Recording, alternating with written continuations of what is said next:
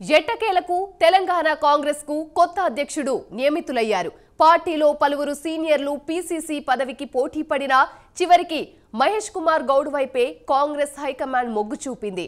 బలమైన బీసీ సామాజిక వర్గానికి చెందిన నాయకుడికి పార్టీ బాధ్యతలు అప్పగించడంతో కొన్ని రోజులుగా కొనసాగుతున్న ఉత్కంఠకు తెరపడింది.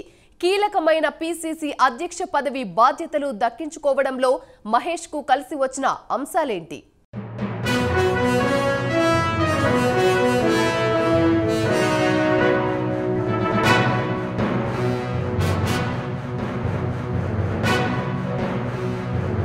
తెలంగాణ పీసీసీ అధ్యక్షుడిగా ఎమ్మెల్సీ బొమ్మ మహేష్ కుమార్ గౌడ్ నియమితులయ్యారు. ప్రస్తుతం రాష్ట్ర కాంగ్రెస్ కార్యనిర్వాహక అధ్యక్షుడిగా ఉన్న ఆయనకు కాంగ్రెస్ హైకమాండ్ ప్రమోషన్ ఇచ్చింది.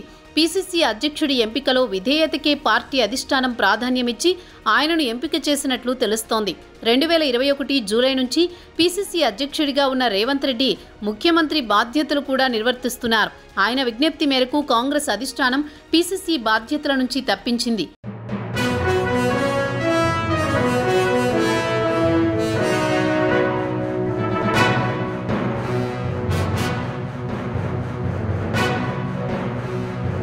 బలమైన బీసీ సామాజిక వర్గానికి చెందిన మహేష్ కుమార్ గౌడ్కి పీసీసీ బాధ్యతలు అప్పగించడంతో కొన్ని రోజులుగా కొనసాగుతున్న ఉత్కంఠకు తెరపడింది. తెలంగాణ ఏర్పడిన తర్వాత పొన్నాల లక్ష్మయ్య, ఉత్తమ్ కుమార్ రెడ్డి, రేవంత్ రెడ్డిల అనంతరం 4వ పీసీసీ అధ్యక్షుడిగా మహేష్ కుమార్ గౌడ్ బాధ్యతలు చేపట్టనున్నారు. గతంలో 2004 నుంచి 2014 మధ్య కాలంలో 2 సార్లు కాంగ్రెస్ అధికారంలోకి వచ్చిన సమయంలో నిజామాబాద్ జిల్లాకు చెందిన డి శ్రీనివాస్ ఉమ్మడి ఏపీ పీసీసీ అధ్యక్షుడిగా పనిచేశారు. ఇప్పుడు కూడా కాంగ్రెస్ అధికారంలోకి వచ్చిన తర్వాత అదే నిజామాబాద్ జిల్లాకు చెందిన మహేష్ కుమార్ గౌడ్కు పార్టీ పగ్గాలప్పగించడం విశేషం.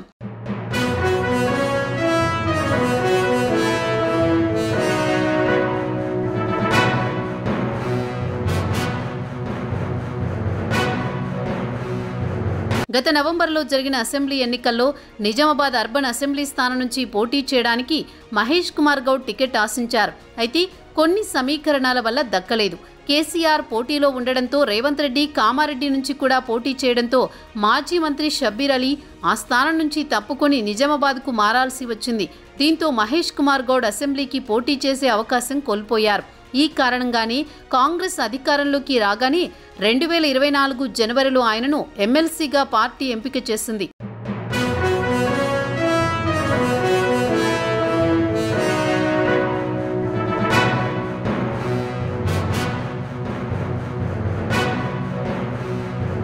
ముఖ్యమంత్రి రేవంత్ రెడ్డితో ఉన్న మహేష్ కు ఉన్న సాన్నిహిత్యం ఇప్పుడు ఆయనను పీసీసీ అధ్యక్ష పీఠంపై కూర్చోబెట్టిందంటున్నారు.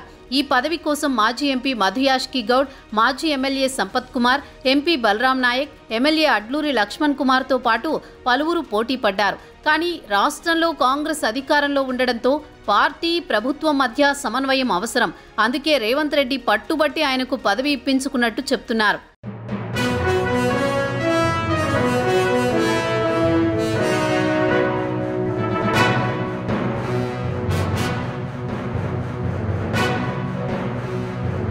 విద్యార్థి రాజకీయాల నుంచి వచ్చి పార్టీని అంటిపెట్టుకుని ఉండడం, ముఖ్యమంత్రి రేవంత్ రెడ్డితో సమన్వయంతో పనిచేసుకుంటూ విధేయుడిగా ఉంటారనే పేరు పొందడం మహేష్ కు కలిసి వచ్చింది. ప్రస్తుత మంత్రివర్గంలో బీసీలకు కేవలం 2 మంత్రి పదవులు మాత్రమే ఇచ్చిన నేపథ్యంలో తెలంగాణలో బలమైన వర్గంగా గుర్తింపు పొందిన గౌడ్ వర్గానికి పెద్దపీట వేయాలన్న ఉద్దేశంతో అధిష్టానం మహేష్ కుమార్ గౌడ్ వైపు మొగ్గు చూపినట్లు రాజకీయ వర్గాలు విశ్లేషిస్తున్నాయి.